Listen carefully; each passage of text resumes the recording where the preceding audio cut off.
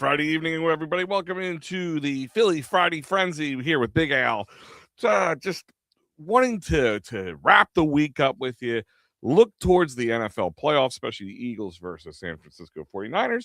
And we still have some Phillies news, be it news, call it news. I don't know what you're going to call it. Is there a underhanded scheme going on here? Is it all just whitewash, or is there some actual news the Phillies are trying to grab a premier infielder in Bo Bichette? We will talk about all that. We have the return of Lane Johnson. Looks like Nakobe Dean. And looking forward to this Eagles Sunday playoff edition, Eagles-Niners. And I'm going to want to talk to you guys about that. I want to talk to you guys about Joe Hale. What's going on, buddy? I want to talk to you guys about your feelings on the Eagles. I know a lot of people are just down on the offense. Some people just think Christian McCaffrey is going to expose the defensive pass rush issues. There's a lot of things to talk about tonight. And we're talking about some of the trending topics. So let's look into this. It's going to be something I'm going to try to do every week. See what the trending topics are. Let you guys discuss them, as long as they're realistic too. Because sometimes the trending topics, when you run the old Google machine and look up trending topics, some of the stuff's ridiculous. So I took out the ridiculousness, and we're going to talk about the actual trending topics. But tonight's going to be Eagles Phillies heavy, in the sense that, of course, the Eagles playoff game, as I just mentioned, and then the Phillies trade rumors, the Bo Bichette, and the Max Kepler news that just broke. So interesting conversation. So we're going to talk about that as well. So let's check those trending topics. Let's start with your Philadelphia Eagles trending topics. Of course, the offensive concerns. That was a big trending topic for the last few weeks, let's be honest, if not most of the season. The up and down, what looks like a good game turns into a string of bad games. Half of games where you don't complete a single pass. Just different. Just it's a concern. It's a legitimate concern. Does that mean that the Eagles can't make a playoff run? No. But it's, the offense is definitely going to have to rear its head a little bit. And the biggest thing is going to have to be that the offense has to keep themselves on the field. That's what has to happen. Scoring the points is important, don't get me wrong, but you have to go get some points. But keep the offense on the field. The 3 and outs, it's going to exhaust this defense. Hey, maybe get through a game like that, but the second and the third game, you're not going to survive. You're not going to survive. And if one bad mistake from the defense, one play, that gets by them, it's all downhill. So this offense has to not carry the team, but they have to be mediocre, better. I mean, the defense is one of the best defenses in the NFL in the last half a season so far. So if they continue to play what they want, and I'm seeing Joe Hale say it here, Eagles defense steps up big time. I don't think the Eagles defense steps up. I think the Eagles defense does what they do. The offense needs to step up. And I'm saying they don't have to jump up. They don't have to be the number 3 offense in the league. They don't even be number 5. Like 8, 7, 8, 9, something like that. Like somewhere in that range. They don't have to be the best. They have the components to do it. They have the guys who have the abilities to do it. It just hasn't happened. Is it Kevin Patullo? Is it the play calling, getting the plays in? Is it the injuries of the offensive line, which I do believe is one of the biggest issues that the Eagles offense is dealing with? But it's the offensive concerns, which are legitimate. I mean, you hear from guys all over the network, according to Matty B, he maybe is really downhearted on it. And I don't blame him. I can't argue facts about it. The Eagles offense at times is just stymied, and they've won despite that. It just goes to show you how good this defense is. If you want to look how good this defense is, really want to look how good this defense is, go back to that horrible, horrible Chargers game. The fact that you have 5 turnovers, you still have to go to OT to finish that game out, tells you something. Hi, everybody. Mickey, what is going on, my friend? Rob, what's going on? Good evening to you as well. Joe Hale saying Eagles win 24-21. And that's kind of been like the threshold. That's part of the other trending topic. These Eagles reach the 24-point threshold. Because people feel if the Eagles can hit 24 points, the defense can definitely keep the teams under 24, most teams under 24 points. So that would be amazing. I just don't predict even that high, to be honest with you. I think this is going to be a knockout, drag-out fight. They do have Christian McCaffrey. I know. Let's look at some of the injury updates. I know that they're what is it?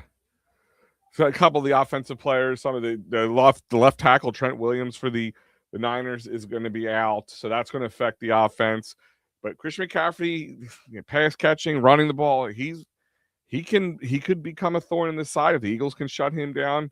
This could be a win, but I don't think it's going to be here I got Rob here, 28-21 prediction. Eagles win. Again, I think it's going to be more like 21-17, 21-14, something like that, something along those lines. And in any which way you want to jumble it around, I don't see it being a really more than 21 points on the high end of the score. Mickey's saying 40, Eagles 40, 49ers 30. So the defense is going to even be a factor in this game for either team. Mickey, is that what you're telling me? Like that's what I'm hearing with that one. 70 points. That's the over right there. Mikey Lauro, what's up, big guy? There's my co-host on Sunday mornings. Can't wait to see you this Sunday as well, Mikey. For those who don't know, Mike's one of the hardest working guys here. Between Flyers post games, props, locks, and parlays, Eagles post games, Sundays with me. I don't know when a man sleeps, to be honest with you. So if you don't see Mike, you're not trying. Just not trying hard enough. They said Trent Williams is in on ESPN. He might be. Listen, the guy's been around for a while. I don't know what kind of Trent Williams you're going to be. They might shoot him up. They might try to get him out there. It is a playoff game. So this is a game where a guy maybe where he would normally sit wouldn't, just kind of like Lane could be for us. We'll find out. I mean, Trent Williams is one of the best left tackles of all time, maybe up there. He's got to be. 24-10 Mike Lauro. Okay. See, that's more kind of in the realm I'm at. I mean, I don't even know if 24. I mean, maybe 21-10. It's just I don't see this Eagles offense. They might come out strong like we saw them do against the Bills and then just kind of putter out at the end. I hope that's not the problem. This offense just needs to stay on the field. They need to milk some time. They need the defense to catch their breath. Like that's what needs to happen. Like there's no ifs, ands, or buts. Mike saying good evening, or Rob saying good evening to you, Mike. Lane Johnson will play. Yeah, no, Lane Johnson's going to play. I think that was kind of. I just wonder, how well. I mean, but 75% Lane Johnson is better than no Lane Johnson. So the other Eagles trending topic for the week has been coaching status. Discussions regarding Kevin Petullo's future that suggests the loss could lead to a staff change. Do you guys feel that the Eagles, if they lose against the 49ers, that they're going to fire Kevin Petullo? That it's a done deal. They lose on Sunday, Petullo's gone. Do you think, and I'll go even further, do you think Kevin Petullo's gone and at all? I don't. I really don't think Kevin Petullo's gone because some offensive guru comes out of the woodwork and he wants to be an offensive coordinator for the Eagles and he's happy. And I want to hear the Josh McDaniels stuff. I don't want to hear that. Yes, Joe, I was just watching a little bit of that before we came on. Indiana is up big on Oregon, 35-7, just another thwomping. Rob saying Kevin Petullo stays. I think so, too. I think they're going to want consistency. And let me ask you this question. Because they've shown some flashes lately. I'm not sitting there saying there's anything that's like, I for that reason, I want to keep Kevin Petullo. The only reason you give Kevin Petullo a chance to give him a second year. maybe a healthier O line. Maybe another year to understand his team and maybe stretch be a little more comfortable with the playbook. Or are you ready? Are you ready to flip the script again to another offensive coordinator on the Eagles and Jalen Hurts? I mean, it is the reason of just keeping some consistency your only reason for wanting to keep Kevin Patullo here? Or do you not do it? You just want him gone. It's like he's garbage, he's junk, you don't know what he's doing, he's over his head, which at times it felt like that, especially in the first half of the season. I would say he's settled down a little bit more. Like there's been some flashes, but then like it just seems like they go back to some of their bad habits or some plays that weren't working after the other plays that were working. They just kind of get away from. Now, is that Kevin Patullo or is that a little bit of a Nick Sirianni? Questions to be had. Eagles run the ball more this coming Sunday. Joe, I think you're correct on that. I think they're going to be pushing hard. I think you're going to see a little bit Tank Bigsby. I think you're going to see a little bit from him this week. Not a lot. You're not going to take it out of Saquon's hands, but I think I see him blasting, breaking down the trying to beat up the defensive line on the 49ers. As well as Saquon. I think that's going to happen. They're going to try to control the pace, and that's what it's all about. It's got to be about pacing. I mean, scoring important, but pacing. Like I said it against the Bills. You score 3 measly points in the second half, a field goal. That game is a lot. I mean, people are still going to play in and note that the offense was stagnant in the second half, but you're not like holding your breath. Are they going to lose? Are they going to win? You know, coming down to the last moment. But Joe, I agree with you. I think you're going to see a lot more run. You're going to see a lot more, maybe a little over the middle a little bit more too. Some tight end stuff, but some of the injuries on the linebacker core of the 49ers. So there is that. But Kevin Patullo, does he stay? Does he go? I mean, should we even be talking about that now? I mean, I don't like talking about this the next season before this season's over. They're definitely still in it. Oh yeah, there's going to be definitely some design runs, Joe. I agree with you. Playoff readiness analysis of Jalen Hurts' performance under pressure and whether the team has lost its luster after a shaky first finish to the regular season. Has Jalen Hurts lost his luster? Has the offense lost its luster? The cohesiveness of the offense, you know, whatever magic they had last year that team just felt it. Is it gone? Can they get it back? I'm not unrealistic. I'm not going to sit here and tell you they're going to come out and be this like juggernaut offense, 37 points, some craziness like that. So I think you're going to see some improvement on the offense there. I mean, and think about it. It's an improvable thing this week. Now, you would have loved to see it over the last few weeks. I think it's not like I'm asking a wide receiver to play above his limits or a running back to play above his limits or a quarterback to play above his limits or an O-line to play above their limits. I'm not asking. I'm just asking to play to their limits or a play to their abilities that we know they have. I mean, you got a 1-2 punch in AJ Brown and Devontae Smith. You have Saquon Barkley and Tank Bigsby just to kind of flesh it out a little bit. The O-line, that's going to be a question. The health, the percentage of health on all those guys, especially Lane Johnson coming back after what, 4 or 5 weeks, something like that. You know, those are things that they can do. That's the thing. They can do it. I'm not asking for like Saquon, who was a mediocre running back, to be a great running back. He's not.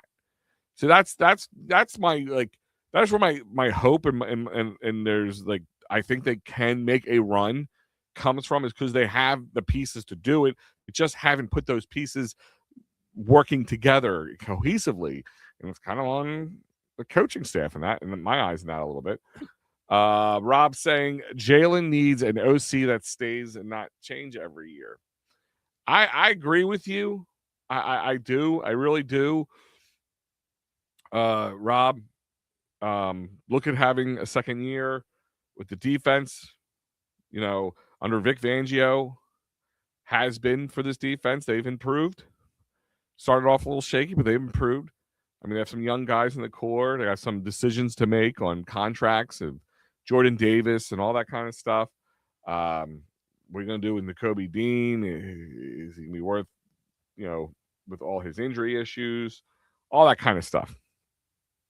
But there is a huge thing to consistency, But at the same time, if it's consistency is mediocre, do we want consistent mediocrity? That is the question. Phillies trending topics have been the Bo Bichette meeting. They've set a meeting, according to Matt Gelb at The Athletic, that the Phillies have scheduled a meeting with free agent shortstop Bo Bichette. And Bo Bichette's willing to go to third base. And are they going to finally get to be able to move on from Alec Bohm? And I know they just they were able to pass through arbitration or circumvent arbitration with Bohm getting $10.2 million. I mean, an infielder at $10.2 million who does have the production abilities of him does make him kind of interesting from a trade standpoint. I think the Phillies, as I am, are over Alec Bohm. I see him as a less grumpier Castellanos, or I'm going to say grumpier, moodier Castellanos. Because those guys are moody dudes. Things don't go their way, and they don't know how to hide it at all, or they don't know how to internally deal with it. I'm kind of over Alec Bohm. He's young enough to be tradable, but he's been around long enough that he should be better. Yes, they're having a second meeting with Bo Bichette. They had the Zoom call, and now I think they're meeting with them this week sometime. Not exactly sure. Let me see. I think I had the notes written down on that one. No, they're just. But the question is the kind of connective tissue to all the Bo Bichette conversation is the JT or Muto. If they sign Bo, they're not going to be able to sign JT, which does make a little sense. I wonder. I believe there's some smoke to this fire. Okay, I'm not saying they're willing to, not willing to make a deal with Bo Bichette, but that's going to be another major contract. And the fact that you signed Kyle Schwarber for 5 years, you still have plenty of years left with Bryce, and you plenty of Turner. You're trying to get off your $20 million a year from Nick Castellanos, which looks like nobody even wants to touch him with a 10-foot pole. You really can you? I mean, Bo Bichette's young enough. I mean, that's not a problem. And he's talented enough to want to send his to want to sign him to a long-term contract. I like Bo Bichette. It was right after Christmas, guys. Wasn't I? I don't want to be the guy who kind of willed this into a reality, but what did I say? I said that day after Christmas when I did a show right here on this network. It was that Friday right after Christmas. I said, if anybody wants that last minute Christmas idea, you want to shove something under my tree one more time, Bo Bichette wouldn't be a bad thing to put under the tree. And ever since then, it's been the conversations there. Like they're meeting and talking with him, but they're going to exceed the fourth luxury tax threshold. And it sounds like they didn't want to really do these moves. Like they were trying to be budgeting, but also splashy. And that's why I really thought the Kyle Schwarber contract was a bad idea. And that's the only thing they're like. I love Kyle, and his age plays a little bit of a factor. You could got Pete Alonso with a lot of the same production, younger guy, so you wouldn't be stuck to him in the later years. But they signed him, and listen, Kyle's got to be a great glue guy in that locker room. He's one of those guys like Jason Kelsey-esque, like out and about. He's part of the fabric of the Philadelphia fan base, part of the fabric of the city itself, and he's not going to be able to go anywhere with anybody knowing who he is. But it's a lot of money to give a guy who's older, and if you sign Bo Bichette, a fourth guy to a major contract, you're in a corner now. Like, this is it. This is where you're at. I mean, you still got Wheeler, who's got a couple of years left if he's healthy. You got Aaron Nola, who's he's under his long contract. We don't know what we got from him. You got a lot of long contracts, and you got pitching with some question marks in it. And if you do that, you means no JT probably. Unless JT, plays chicken and with the Phillies, and the Phillies win that game of chicken, and he's willing to take 2 years at a reasonable rate. I mean, he's still going to get paid okay. They're not going to give him nothing. But the question is the years. I'm sure it's the money too, but the years and the money, they're not willing to get. But it doesn't sound like anybody else is, or he would have probably signed with them already.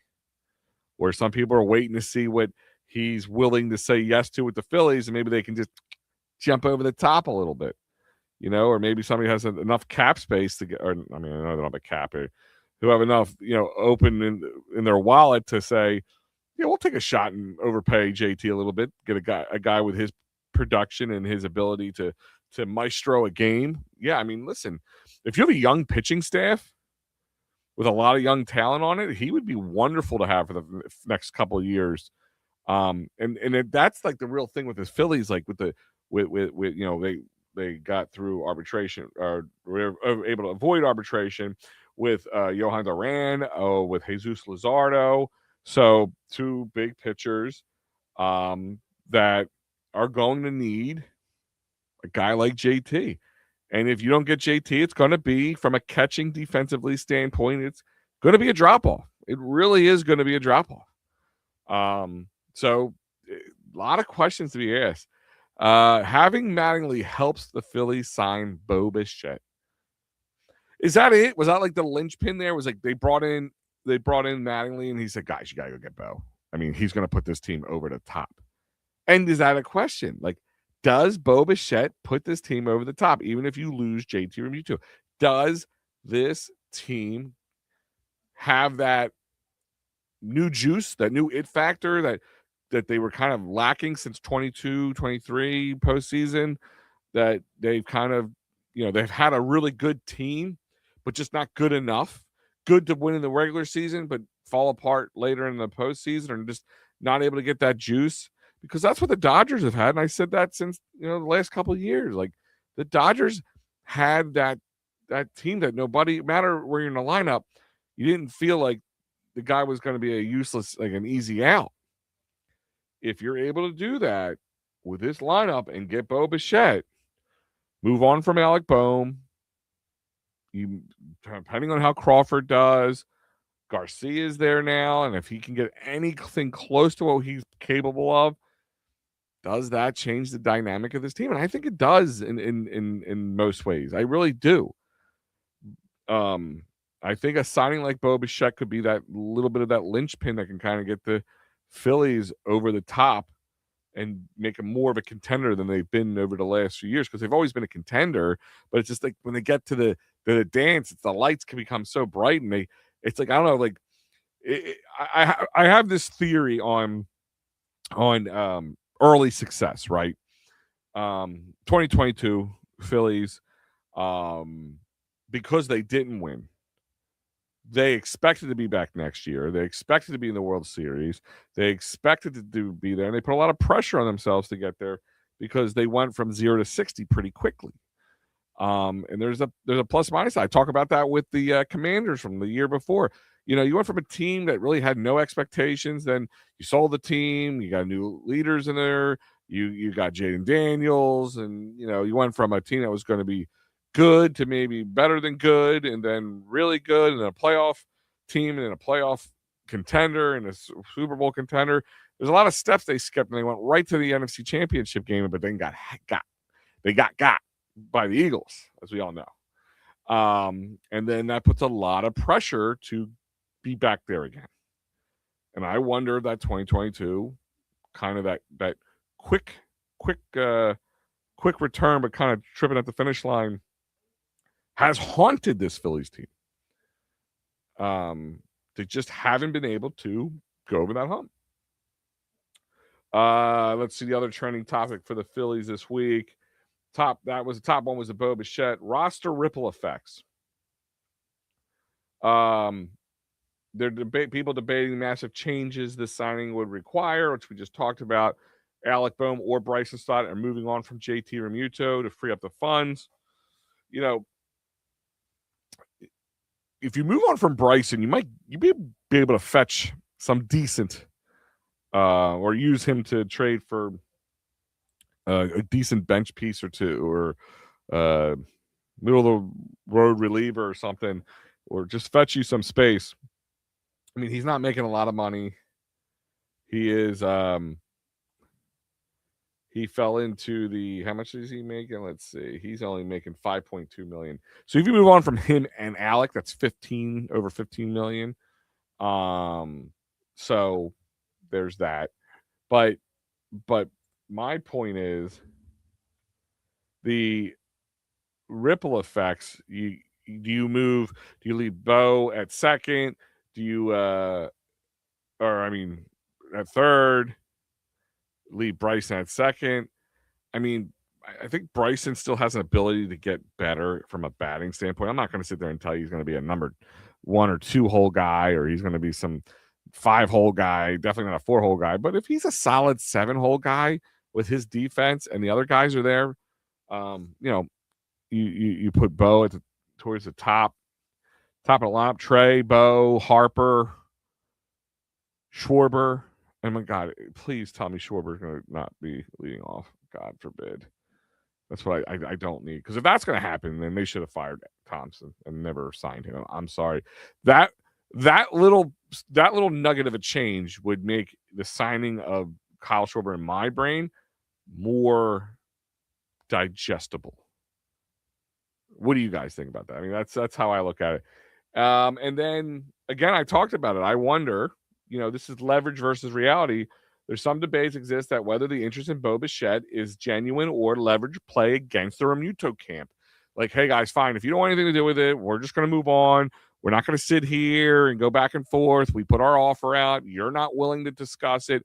Then we're just going to sink our money into somebody else, younger, who brings a lot of offense and juice to this team. We're going to lose it in the catching aspect, but we gain a lot in the offense aspect where it's a plus in that category. And I gotta wonder that's a little bit of what's going on. But if that's what's going on, I think that I don't know if you take a second meeting with the Phillies, because there's a lot of people who want Bo Bichette.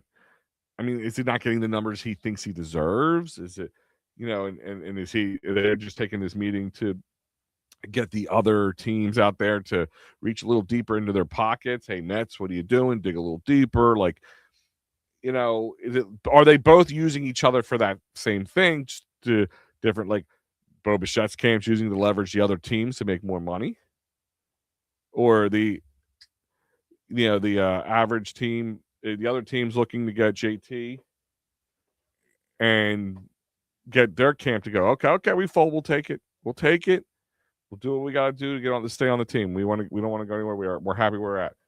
I think there's got to be some reality to that, because maybe you look at it this way, like, well, if we don't get Bo and we get that to get for JT, then it's a plus. That is a huge plus. But I don't think Big Steve, Sixers win in Orlando. Yes, they did. Actually, Steve, I was going to reach out to you today, and some stuff came up I had to do. I wanted to get you on the show tonight, but some stuff came up in my personal life I had to handle. So I'm going to see. Put it on your calendar if you can. Pick a Friday. I would love to get you on the show as a guest for the Philly Friday Frenzy. Love talking to Steve Fuentes or Fenentes, depending on who you talk to. But yeah, no, that was the top trending topics for the Eagles and Phillies. The other one, Tyrese Maxey continued to put on a masterclass performance, averaging 31.1 points a game, and he's a rising MVP consideration. I don't think anybody's like surprised. I always just wonder, is he wasting his time in Philly? Like, if he went to another team, would he be able to just take that team and help both that team and him get to that championship level and win. Because I would feel so bad for Tyrese Maxey. He gets nothing at the end of his career because he was stuck behind Joel Embiid and Ben Simmons and all the other goofs that James Harden have come in here. And I'm not sitting there saying they haven't helped him or worked with him or helped him mold him into the guy he said. But I think Tyrese is just that guy. Like, I think he's built that way. And then the biggest national news was the firing of John Harbaugh by the Ravens, and that he could be an option to the Giants, which would make sense. Giants are going to look for a new coach, and he's a big name. He's been around. He's got clout, I guess. It sounds like he got the same reason, got canned for the same reason that Dougie P did. He wasn't willing to move on from his offensive coordinator or his coordinators, and they said, well, ta-ta, bro. We've tried this long enough. You need a fresh start. We need a fresh start. And that's where we're at today. But the other little news that kind of breaking more recently is in the last later this afternoon, whatever you want to call it, former Philly Max Kepler suspended 80 games. 80 games. Another Philly did an 80-game suspension for violating the MLB drug program. He tested positive for epitrenbolone, performance enhancing substance. I got the drug name right, but I couldn't say performance enhancing for whatever freaking reason. You figure that out. Kepler, 32.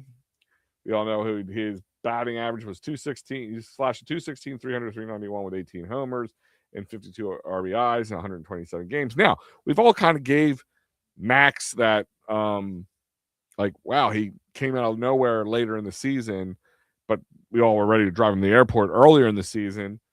Was that what happened? Was he struggling and he needed a little bit of a boost? And said, this is what I'm going to do. That's what it smells like to me, but I don't know. I don't know if they can tell how long. But Max Kepler can't play in the 2026 postseason, so he's going to be taking a borderline free contract. Bare minimum bench piece, maybe, if you're okay, just having him on there and paying him league average, maybe. Whatever you want to put it. I mean, he can't play. It's like Jose Alvarado was for us. He's missing 80 games. Then he comes back and they let him pitch more than I really don't expect him to, because what are you going to do with him? You can't use him when the time counts. So it said he was received credit against his 80 games penalty through the games played by the Phillies if he's not on a team before the season. A source with the knowledge of the situations told spokesperson declined comment. He will be ineligible for the 2026 season. That's as we noted. So some crazy news, little shocking in some ways. But like I said, I wonder if that Max Kepler really came alive towards the end of the season. I mean, that's what it was. That's what it was. But let's get back to the two subjects at hand. But the big one, Eagles, Niners. Let's go through this. Here's your several injury updates. Lane Johnson returned to practice, and reports indicate he's likely to play Sunday after missing those several games with a foot injury, his Liz Frank injury. 23rd should work, sure. My kiddo's B-Day next week. Yeah. Shoot me a text, Steve. We'll get it together. I want to get you on here. Jalen Carter has been limited participant due to his hip injury, but remains high. Hope remains high for his availability. Jacoby Dean and Marcus Epps, both players trending positively. Jacoby had a hamstring, and Marcus Epps had a concussion. Were upgraded to full participants in Thursday's practice and expected to play against the 49ers. Dallas Goedert had limited participant due to a knee injury after missing Week 18, but is expected to be available for the 49ers. And Azeez Ojulari, the Eagles opened the practice window for the edge rusher who missed the last 10 games with a hamstring injury, indicating a potential return with Azeez Ojulari.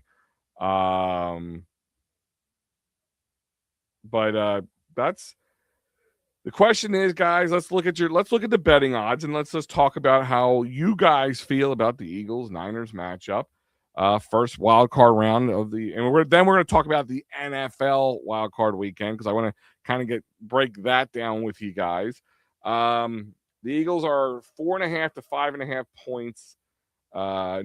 They're giving the Niners 4.5 to 5.5 points. So they're favorites at home, and I think that keeps inching because it was 4, I think, to start. Now we're going upwards of 5.5. I wouldn't be surprised. So yeah, that's where the money's going. They projected at 24 points for the Eagles and 20 points for the Niners. Over under is 44.5. 44.5. So if that's the truth, then you want to take the under. So that's what they're having. I mean, honestly, I'm taking the under because if the Eagles do score 24 points, I don't think the Niners are scoring 20 points. Maybe 14 points, maybe 17 points. I think it's going to be the under in that one. So here's your key factors. Here's Al's key factors in the 49ers Eagles game this Sunday coming up. Home field advantage. Right there.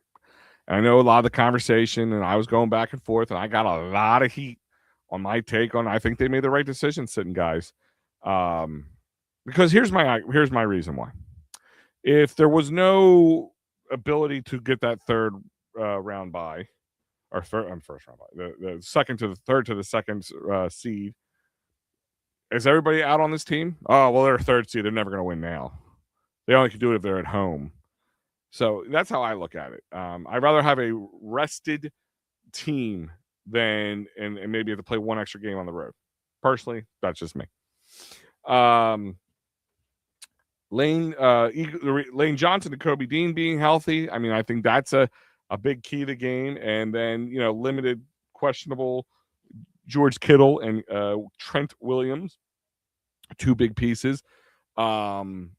I believe, and they're also missing their wide receiver too. I almost forgot about that. Why am I Ayuk? Sorry. So different. They are missing. They're banged up. Both teams are coming off a loss in Week 18. Eagles finished 11-6. Niners finished 12-5. And Eagles have lost 4 out of their 7 games. Last 4 to 7 games, and the offense has been stagnant. And there is people out there who just think there's a switch that they're going to turn on. They're actually going to flip past a couple pages of the playbook and then open up this whole other section of the playbook that they just kept under wraps until now. I think that's a little bit ridiculous. I'm not going to say they can't turn it up. They just got to be smart. They got to keep the offense on the field, score points. I don't care if it's 3 points or 7 points. Let the defense do the rest. That's the big difference there. Offensive matchup. Saquon Barkley versus Christian McCaffrey, 2,000-yard and both teams have a pair of 1,000-yard receivers. So there is that matchup. Brock Purdy. This guy, I just feel like he's always going to be the last guy that you picked in the draft.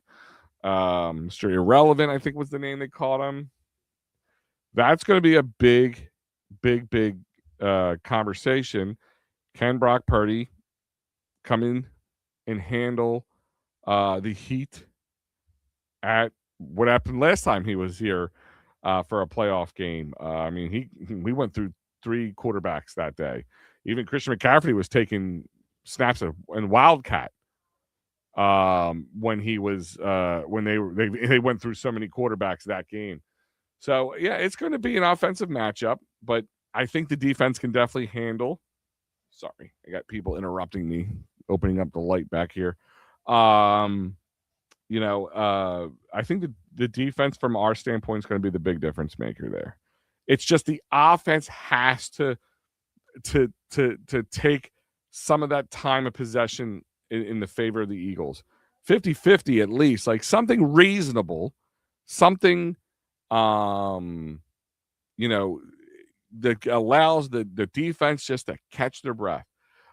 Soldier Steve, we got, let's see, running, stopping the run, and time of possession will be my key factors. 20/12 split for Saquon and Tank, mixed with 3 to 5 design QB runs for Hurts. Yeah, I mean, Steve, I mean, that's kind of exactly what I've been talking about, especially the time possession thing. They got to stop Christian McCaffrey. I feel like if you stop Christian McCaffrey, the rest is gravy for them.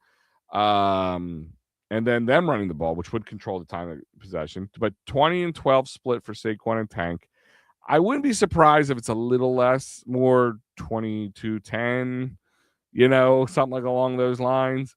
But I really would like to see them mix Tank in there a little bit because I think Tank could just bash against that O line and just make them not want to be hit anymore. And the design runs, absolutely. I think there's going to be definitely some design runs. You saw some of them over the last few weeks, and they worked when they did them. They got away from them. Again, I don't like the fact that if they were doing this, I don't believe they were, but if they were doing this, like where they were trying to hide or like limit amount of types of plays because they want to salvage guys from getting hurt and B save it for the playoffs. I don't like that mentality as much. You gotta rep them somehow. It was definitely right that the Eagles sat their starters last week. Rob, I listen. There's guys I know who are in this chat who are thinking otherwise. I don't subscribe to the thought. Oh well, they're paid a lot of money, so they should play. That I don't care how much you pay people. You have no energy left in the tank, or you get injured. You get injured. You can't. Money doesn't make injuries go away. And they're also not robots. They're human beings. So rest. I mean, read The Art of War. There's a hold on, let me see if I can find it. Art of War, about resting soldiers. It's a strategic positioning, conserving strength, and exploiting enemies' lack of attack. They're saying attack with an enemy is easy, well-fed, and sluggish while maintaining your own alertness and readiness. Like that's a big piece of the art of war is having a rested army. And I'm convinced that they made the right move. And I know it's easy because anytime Sirianni does stuff, he could fart funny and people are gonna want to get him fired. But and then some people said, well, if I'm Saquon Barkley, I'm mad because they let Devontae Williams go get it, or Devontae Smith, sorry. They let Devontae Smith go get his 1,000 yards and then pulled him out. Why didn't they do that with Saquon when he was trying to break the league record? I mean, there's something to be said about it, but a little different. I convinced myself they pulled Tank Sunday because they're getting him more involved in the playoffs. Yeah, I mean, I really hope they are. I think he'd be a waste if they didn't. They sat them, cut down injuries. Yeah, I mean, obviously you're trying to limit the amount of injuries, but it's more about the rest. I mean, you don't play not to get hurt, but you also don't play guys. And I know I can't call it a meaningless game, but it's not a game like if you don't win, you're not going to the playoffs because then that's a different story. You're still getting home field for the wild card. There's still a path that you get home field for the most part. I mean, you can get home field throughout the playoffs if certain things go your way, meaning the Bears and the Seahawks both get eliminated before you get to them, but that would be crazy. I mean, most likely not going to happen. But let's look at wild card weekend. So let me go down my notes here for the playoff picture. So it starts Saturday. It starts tomorrow. But we have both the Broncos for the AFC and the Seahawks for the NFC, both 14-3 records with the number 1 seeds, getting their bye weeks this week. But starts Saturday, 4 p.m. on Fox. The number 5 Los Angeles Rams head to the number 4 Carolina Panthers, who just limped into the playoffs based on a Falcons loss. Even though they're the number 4 and The Rams are number 5. I have to imagine the Carolina Panthers are the underdogs in this case. Is there any way in anybody's mind that the Carolina Panthers upset the Rams? Would this be the playoff trap game? How great we can sit back and watch the NFC games play out before the Eagles take a snap. Now it is great, Steve, and make Saturdays fun. I do like Saturday playoff game. Rob, I mean, I agree with you. I think the Rams win. I mean, Carolina's they're getting better. They're trending in the right direction, but they're nowhere near ready. They're just nowhere near ready in my eyes. The Rams have a very good defense and a very volatile offense, and they can score from Puka Nacua could gash you to death. So Matt Stafford, between Matt Stafford and Jalen Hurts, you got the only guys in the playoffs who have really much playoff experience, as well as Super Bowl winning experience. I guess you could say Brock Purdy has Super Bowl experience, just not Super Bowl winning experience. So, I mean, I think most people believe, like Rob's saying here, and I agree, that the Rams win this game unless the Rams go into Carolina kind of nonchalantly. It would be an upset, though. I think that would be the most wowing, I don't want to say damning, but wowing moment of the whole playoffs. Then tomorrow night, prime time or prime video game, 8 p.m. So if you don't have, it's not on Fox or ABC, it's on Prime Video, 8 p.m. The Packers versus Chicago. I've heard a lot of people picking the Packers over Chicago. Chicago are at home. Chicago's a lot better team than they were recently. I mean, Ben Johnson has really gotten that team together, made them a much better team. And the Packers are really injured. I mean, every game I've watched in the last 3-4 weeks of the Packers has been just, you just tune in and somebody's on a cart. I don't know how people, I think it's more of a pipe dream. Like because if the Packers do win and Chicago loses, we're the second highest seed again. And they're coming to us. Packers are coming to us. If they lose, we're going to Chicago if we win. So I think it's more that than people actually thinking that it's going to win. But I want to know how many people are actually putting money down that the Packers are going to win. I actually want to do this. NFL wild card weekend spread. I want to see what the spreads are. But I think, I go with the Bears winning this one. Most likely it's in Chicago, Green Bay. Is Jordan Love even playing? I mean, there's a lot of, I'm sure he does, unless he's like that injured. Soldier C, Stafford shouldn't commit 3 turnovers like he did week 13 versus them. They could get the win. True. I'm not sitting there saying it's impossible. Welcome to the NFL, right, Steve? Anything's possible. But you have to admit that would be the biggest upset, even though they are not the home team in the wild card weekend. Just because they have a weak division is the only reason that the Rams they're not going to LA. In this case, whoever they were playing was going to them. But I mean, Stafford's human. He's older. He's got the ability. I mean, see what Carolina's game plan. But I'm gonna tell you, I'm actually normally Carolina. I care less about that game. I'm actually interested to see how that plays out for the Eagles. Rob's saying Bears win. Yeah, I think the Bears win that game. I just think Green Bay's too banged up. If they were healthy, yeah, that go either way in my eyes. If they're both at full strength and healthy. All right, brings us to Sunday's 3 games. You got the AFC game at 1:00, Bills and Jacksonville. Now, Steve and I have gone back. We were watching another show earlier today with our boy Phil Steifel on Trending in the AM. It's my favorite morning show to watch. But I know Trevor Lawrence has been with Jacksonville, so people give him that. I just think the Jags are, and I think you have two big choke artists, guys who are a little overrated. One of two of the three guys who we'll talk about shortly. I think the Bills will win this game, as long as they don't make any like egregious mistakes. But then Jacksonville has been playing some good football, so this is going to be an interesting game to watch. Like all these games have some intrigue my interest, maybe except for the Monday game. We'll get into that, like because that doesn't mean much to me. Neither team means much to me. We'll talk about that in a minute.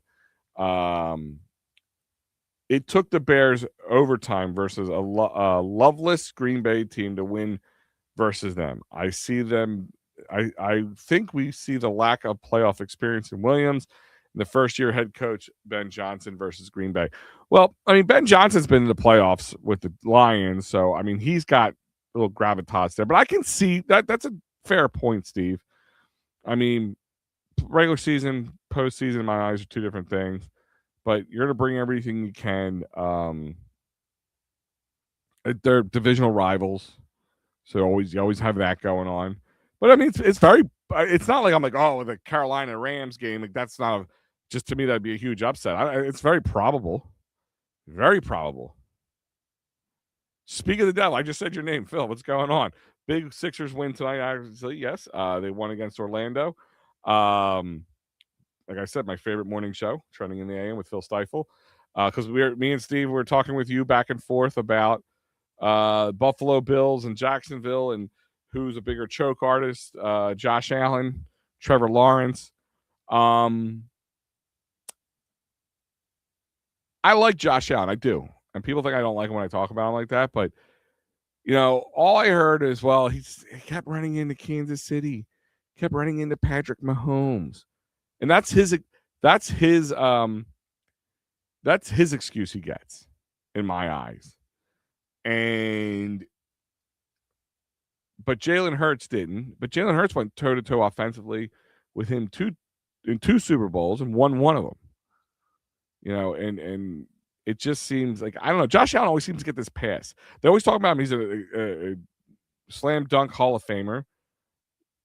Again, without a Super Bowl under his belt, does that change your opinion on Josh Allen? If he doesn't win a Super Bowl in his career, is he a Hall of Famer? Steve saying only New England and Philly are home faves this week, which speaks to the parity of the season. Dude, the parity of this season has been ridiculous. Absolutely ridiculous. And like, here's the funny thing is even the Denver Broncos 14-3, that has been on the backs of their defense. In their offensive scoring, they had lower scoring games than the Eagles, plenty of lower scoring games than the Eagles. I mean, Bo Nix is a good quarterback, don't get me wrong, and I think he just gets better as time gets on. But offensively, they're not a juggernaut. They're really not. But, you know, New England, absolutely. So the Bills, yeah, I mean, it's just there is a lot of parity in this season. And that's why I thought in the beginning or like halfway towards the season, the way things were playing out, watching Dallas start to fall off as usual, watching Kansas City struggle, you know, the Ravens struggling, just the Bills weren't the Bills that we're used to seeing. And I was like, man, this is the time for Josh Allen and the Bills to strike. You know, like the AFC is full of a bunch of young guys who haven't been there much at all. The Denver Broncos and Bo Nix, New England Patriots. Just having the New England Patriots as a 2 seed right now is mind blowing. I feel like with the Broncos getting the 1 seed, the New England Patriots getting the 2 seed. I feel like I'm a young man again. It just seems like back in the old days. Like that's how I look at it. We talked about the Niners, but I think the Bills win this game. Does that, you know, say anything about Trevor Lawrence, or is it just, I mean, Jackson's strength of schedule and injuries and all that stuff? I don't know. I just think Josh Allen gets too much of a pass sometimes. And then, of course, the 4:30 game is our game, Eagles-Niners, on Sunday the 11th. And then that brings us to the 8 p.m. game, the NBC Peacock game. Number 7, Los Angeles Chargers. At number 2, New England Patriots. I think, I got the Patriots all over that. Again, nobody chokes harder than Justin Herbert. Sorry, this Justin Herbert love is to me a bit nauseating at times. Like, they talk about him. Like, again, he was one of those guys who was just anointed before he took a snap of the football in the NFL, and since has not really done much at all. He beat you with one hand. Yeah, he beat a hapless Eagles team that day. They were hapless. He looked like between that game and the Chicago game, that team only existed for 2 games and hopefully never again. It was nauseating, but I mean, and they still had to take us to OT, and for Jalen to make his 5th turnover at the worst time when the guy was open up right in front of him for the first down. But whatever, that's not here nor there. But the Chargers, I think they're an overrated team, an overrated coach, an overrated quarterback. They have a decent defense. New England, I think they're good. I think they're going to win this week. Next week, maybe different. We'll see. And then the Monday night game, the 8:15 game, the ABC/ESPN game is number 5 Houston versus the number 4 Pittsburgh Pirates. And that division between the Pirates, the Steelers. I'm drinking. I like Herbert more if they were in San Diego Chargers still. I don't think I like Herbert more, but I wish they stayed in San Diego. That whole 2 teams in LA, whatever. I mean, LA to me just doesn't have the fan base to have 1 team, let alone 2 teams. Could you imagine? I don't know. It's dumb. I could imagine this city with 2 teams, like 2 NFL, an AFC and an NFC team. We tear each other apart with 1 team. I could not imagine. Yes, Steelers. I know. I kept saying Pirates. It's been a long day, Rob. It's been a long day. But Houston Texans, whose defense has just been, they just come on like the gangbusters. The Steelers are just a very up and down team, more down than up lately. And the Ravens are so bad, and that's just got the Steelers in the playoffs. And that division of them, and then the Browns and the Bengals. The Browns and the Bengals are just hapless teams. I think they're kind of like the Panthers were to me this year, like just a bad division. And that's how they got that 4 spot. I think Houston wins this game. So here are my wins for the weekend. Rams over the Panthers. Chicago over Green Bay. Bills over Jacksonville. Eagles over Niners. New England over the Chargers, and Texans over Steelers. So if that plays out, the divisional weekend means that the Seattle Seahawks would get, I guess, the number 6 guy there, because then we say 1. Or the number 5, the Rams. I guess they would get the Rams in this case. Right? I'm looking at that right. Yeah, so Rob thinks the Steelers win. I don't know. I think Houston wins this game, personally. Because we would be the 3. Chicago would be the 2. Carolina or Rams would be the 5. And then the Seattle would be the 1. So they would go, the Rams would go to Seattle, divisional rival. And we would go to Chicago, which I think is a very winnable game for us. I mean, it does feel like a winnable game for us. If it plays out for the AFC that way, Broncos, of course, would be the number 1. The Bills would be the number 6. New England would be number 2. Houston would be number 5. So the Bills would have to go play Denver, and New England would have Houston coming to them. So be interesting matchups. That'd be very, very, very, very interesting matchups. And I'm actually really excited for playoff just football overall, not just the Eagles, especially on Saturday with the Eagles not playing. I'm so happy when the Eagles don't play Saturday. I really am, especially on the playoffs. So, questions for you guys to ponder. The Eagles win the Niners. Does the offense show up? Does the offense just play better? Not great, but better. More time of possession, more controlling of the ball, more run, more Jalen Hurts design runs. Spread the ball out. Stop forcing the A.J. Brown. Every time they force the A.J. Brown, when A.J. Brown gets his, the Eagles seem to lose. Just want to point that out. Every time they force it to him. And does Bo Bichette come to the Phillies? Are they going to have a red hat waiting for Bo? I wouldn't hate it. I'll be honest with you. I wouldn't hate it. But guys, I remind you, this is brought to you by the It's a Wrap Sports Network. Of course, our fearless leader, Matty B. Sundays through Thursday, 9 p.m. The final word with Matty B. All sunshine and rainbows. Positivity. Positivity. Sundays in the AM with me and Mike Laro at Philly AM Sports. The wild card weekend birds fly by with Mike Laro. And again, Mike Laro with props, locks, and parlays. Don't forget Kyle Quinn and Matty B on the Birds Blast. Don't forget all you Steelers fans, pre and post game coming up for the Steelers this Sunday. I'm sorry, Monday. Gridiron Weekly, Pittsburgh Sports Night. So much more. So much going on here. And here is your lineup as of right now. We are Fridays, Philly Friday Frenzy. Then the best of the It's a Wrap Sports. I did not know about this. The best of the It's a Wrap Sports at 8 a.m. tomorrow morning. Is it just going to be videos of me? Because I'm the best, right? Would I be considered the best of the It's a Wrap Sports? It's just going to be videos and stills of me and some of my great takes, my handsome looks, and then Maddie trying to knock me down, but just can't do it. That sounds like the best of the It's a Wrap Sports to me. Or it's just a bunch of Mike Laro. I mean, one or the other. Then Philly AM on Sunday, Eagles post game and the final word. Oh, and the Flyers versus Lightning post game show on Saturday as well. So a lot of sports going on. This is that time. I'm glad I have 3 TVs going on. I have some friends coming over, a little poker, a little brown liquor, and I'm going to have all them TVs are running. It's going to be a good Saturday for me on that in that accord.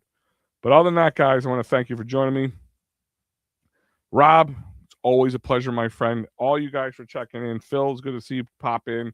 Soldier Steve, I'm going to try to get you on for the 23rd. So you guys, we're going to try to lock that in. Joe Hale, as always, all you guys. I don't want everyone to forget. That's why I hate calling people out because I feel like I'm going to miss somebody. I'm going to hurt somebody's feelings. I don't want to do that. I appreciate you all. I appreciate you to listen, share, subscribe, all that stuff. I appreciate you. I appreciate you. I appreciate you. And once again, I appreciate you some more. But guys, have a very safe weekend. A lot of sports going on. Enjoy it. Relax. Rest. Do your thing. And I'll see you guys Sunday morning, of course. One last time to talk about Eagles, Niners before it all goes down. So other than that, guys, I will see you next time. Have a great night and happy Friday.